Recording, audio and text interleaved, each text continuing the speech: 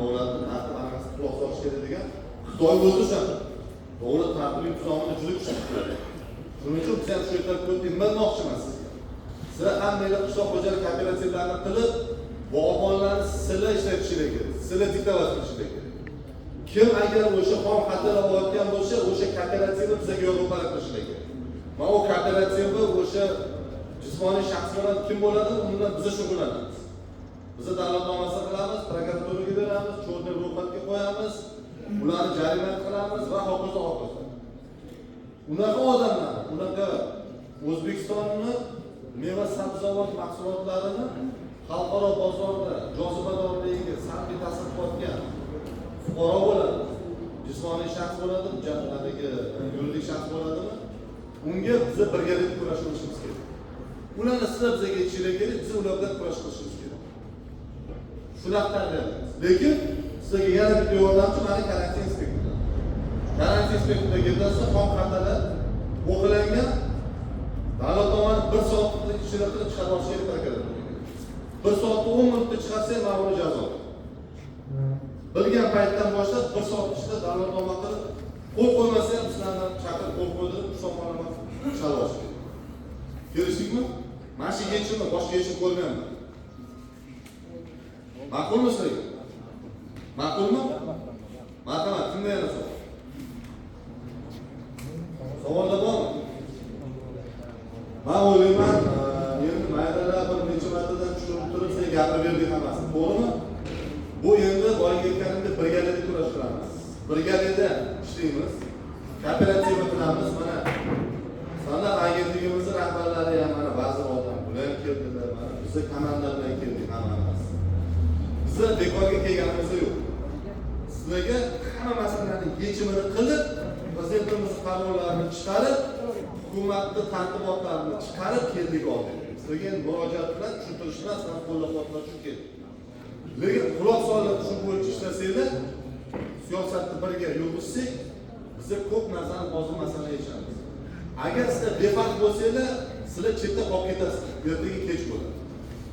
Bu qishloq xo'jaligi kooperativlarini o'zining muddati bor. Ma'lum muddatni yig'ib olgandan keyin bu buni reyestrni to'xtatamiz, bo'ldi, mana mana shu ishni. Bizga juda ham ko'p kerak emas. Bizga sanoqli yirik bo'lganlari kerak. Halol ishlaydigan, sof ishlaydiganlar kerak. Hammasini hozircha qo'yib beramiz, vaqt sotgandan juda yoqamiz. Bu qishloq xo'jaligi kooperativlari yetarli bo'ldi. Shularni rivojlantiramiz, shunday ishlaymiz. Qo'yadi. Shuning uchun ot qamchilaymiz. Kelishdiki, boyagi upakovkaga o'tamiz. Hozirdan shartnomalarni qilinglar. Mana hozir ro'yxatli korxonalar reyestrida bor. Bo'lmasligi standart modeliz, standart.uz saytiga kirasizlar. Hozir shartnomalarni hozirdan boshlaymiz. Mana o telefonlarni aytadi. Men telefoningizni ayting. Yana 90chilik 643. Shoshmasdan 90chilik 643 93. Bu nimani telefonda? İsmingiz nima? Odiljon. Tak. Endi savollar yo'qmi? Yana bitta qayta oling. 90chilik 643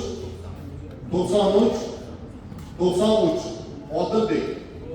Tak. Upakovka bo'yicha gaplashamiz. Tushuntiroqmi? Oyganiga mana karantin boshlanamiz.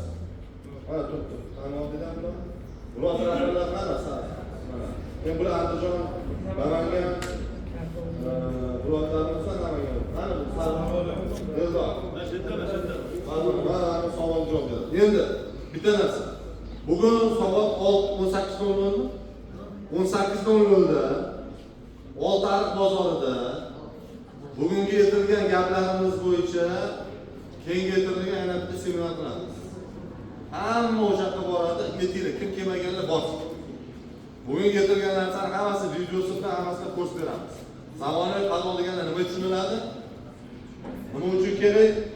Bozordagi ahvolimiz, chet eldagi nimaga o'tib yurishimiz kerak, ana hammasi batafsil tushuntiramiz. Kelishdikmi? Sizga ma'qulmi? Rahmat, sog' bo'ling. Sağ olun.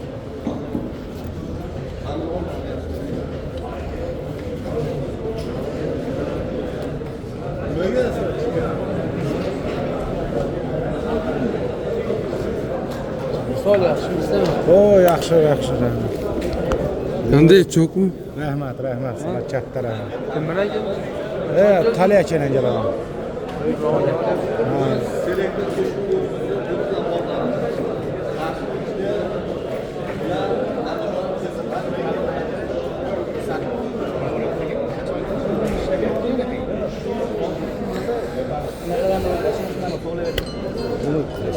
Telefon o'tayapman, o'tib sanaqa ko'p.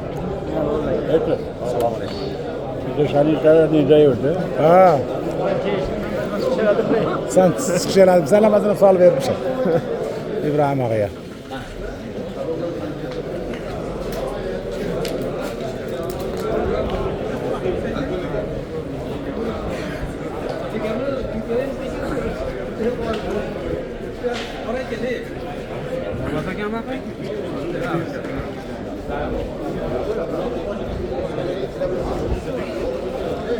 Ha. Nafkatı balalar.